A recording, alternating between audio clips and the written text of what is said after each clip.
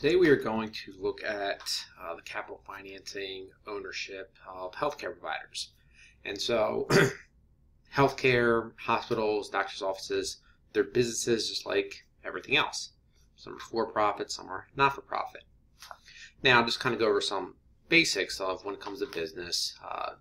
In general, in order for any business to be operating successful, at least in the long run, is that the inflow of funds, the revenue, has to be greater than the outflow, right, with the cost. And without bankruptcy, businesses just can't operate like that. When it comes to costs, the cost side looking at businesses, there's really three stages that costs can be accrued, applied, so forth. The first stage is the startup cost. And to start a business, money has to come from somewhere.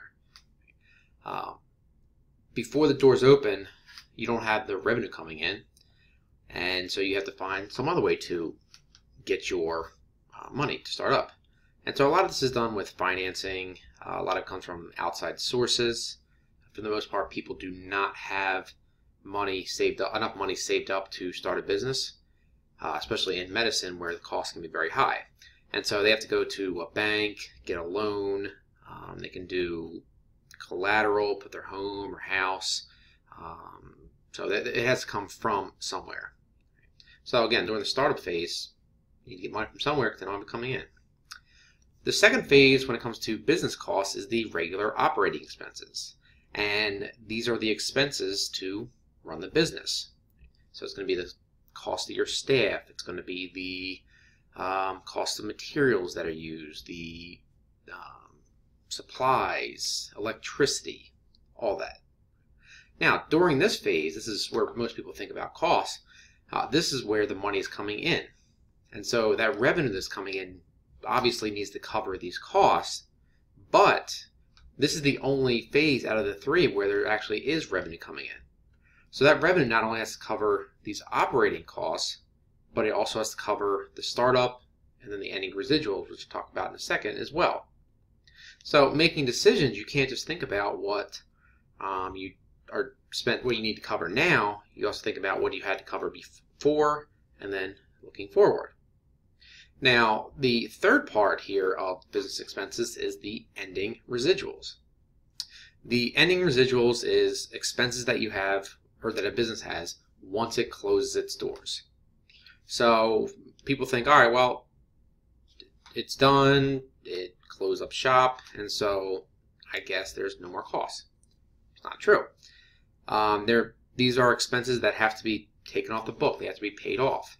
It could be something like a lease that is going through, the end of the month or year or whenever the time frame is.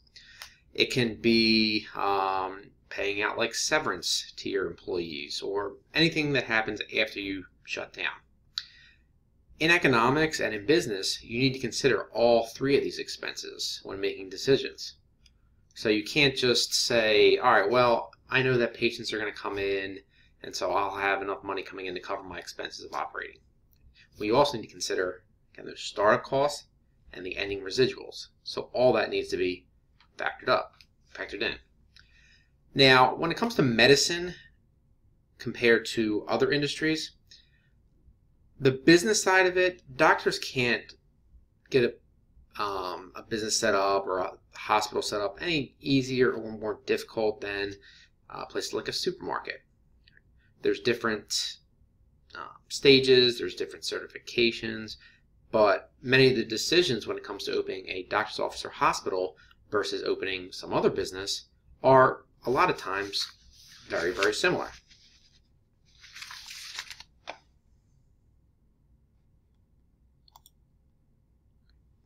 So this is going to bring us to our next point, which is the time value of money and rate of return. And when it comes to medicine, the question is it worth the time and money to become a doctor? So from a monetary standpoint, people may look at that and say, okay, well, the average pay of a physician is high. It's in the $200,000 range, right, the high 200,000s. Whereas non-physicians on average make in the mid 40s. So you might think 200,000s versus mid 40s. It's not even close. In reality, though, there's a lot more that has to go into it. Now, things like time must be considered, tuition that gets paid. So to go to medical school, you have to pay additional tuition that needs to be paid off. You're also going to have years of unpaid study that you could have been making money, and so that money's lost too. And the other issue is that it's not really a fair comparison to compare physicians versus non-physicians, because that non-physicians encompasses everybody that's not a physician. What's not factored in there is the ability or the education of those individuals in there. And so if a physician or a person who is a physician did not go to medical school to become a physician, chances are that they will be making well above the average of mid-40s anyway, because they, to get to that point to where they are physicians, they obviously have the ability, the intelligence, and the drive, which is going to tend to have them making more in their lifetime. So, that gap, that, 200,000s versus the mid-40s, it's actually narrower than it might seem because of everything that goes in. The next thing which we are going to do is talk about the time value of money. And when we talk about time value of money, the first thing we need to talk about is rate of return. And so let's look over here. So when you talk about rate of return, you're talking about an investment. You're putting money in and getting something back from it. Okay. So why do we make investments? We spend money now so that we're better off later.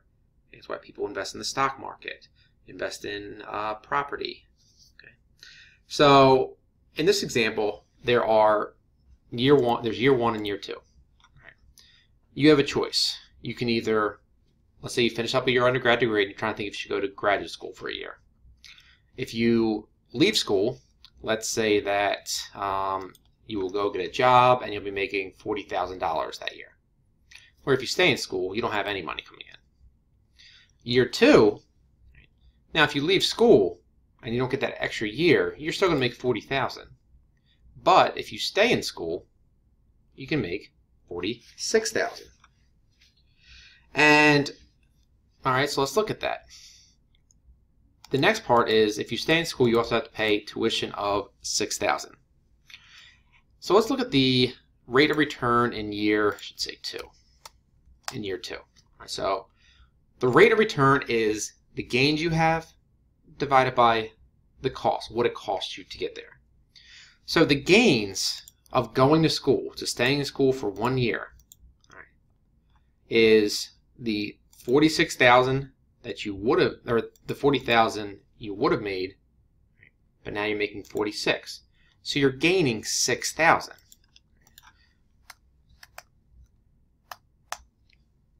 Divided by the cost. All right, so what is that extra year costing you? Now, you might look at this and say, all right, well, it's costing me $6,000 for an extra year in school. All right, so that's how much it's costing me. In reality, though, it's costing you more than that, because what is happening is by going to school, this $40,000 that you would have had by going to work, you didn't actually get. All right, so you missed out on that $40,000. And so in reality, yes, the cost is $6,000 from the tuition, but it's also the $40,000 because you didn't work. So you're losing out on $46,000. You're $46,000 worse off than if you would have had gone into the work. And so when we do that, we find that the rate of return is, where's my percent? It's 13% in year two.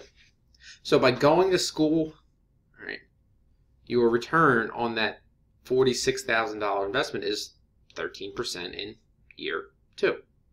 Now, this is obviously oversimplified. Clearly, you're going to say, well, wait a second. I'm getting 13% back on my $46,000 or my $46,000. That's not good. But that's only 1 year. If you look over it over the long run, that's where you see that that's going to be, let's just assume that's 13% each year. And after 10 years, it's for every dollar you invested, you're going to get $1.30 in return. And it's going to be larger as your career advances. So this is all, this is the idea of rate of return. The other thing that we need to look at is present value. So the present value of money is a little bit different than current, and we'll see in a little bit why this is important. So let's go back here. So let's say you're thinking about investing $40,000 today, and the interest that you would get back is 6%. Okay.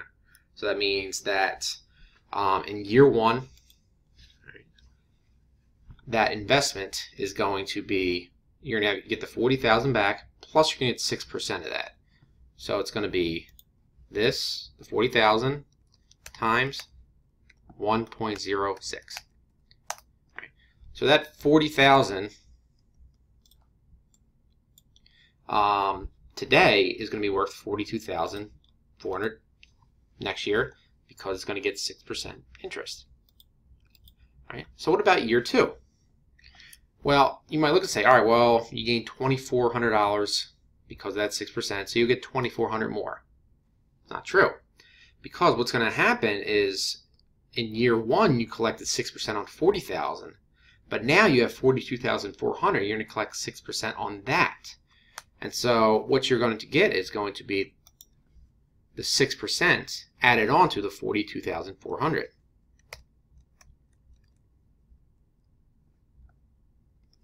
6. Right. And if we do that and go down, you will see that by the end of the 5th year, that $40,000 you invested is worth $53,529. And if we look at this and we look at the change over the years, so the first year, all right, you made $2,400. Second year, $2,544. And you can see that each additional year, you gained more and more. That's because as the value grows, the return you're going to get is getting larger and larger. So this brings up an important point, the idea of present value and current value.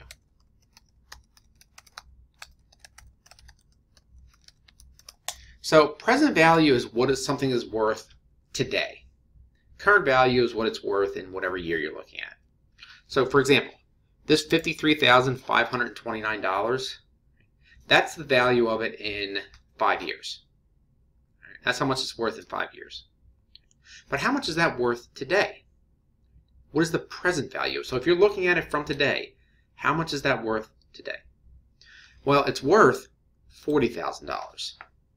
So $53,529 5 years from now is worth $40,000 today. Because at $53,529, that's how much it's worth because of the interest you're getting on it. So you want to look at things in today's dollars, and this helps to explain why a dollar today is worth more than a dollar tomorrow. Right? So, there's been talk of taking the penny out of circulation because the penny really, it's really not worth anything. You can't really do anything with the penny.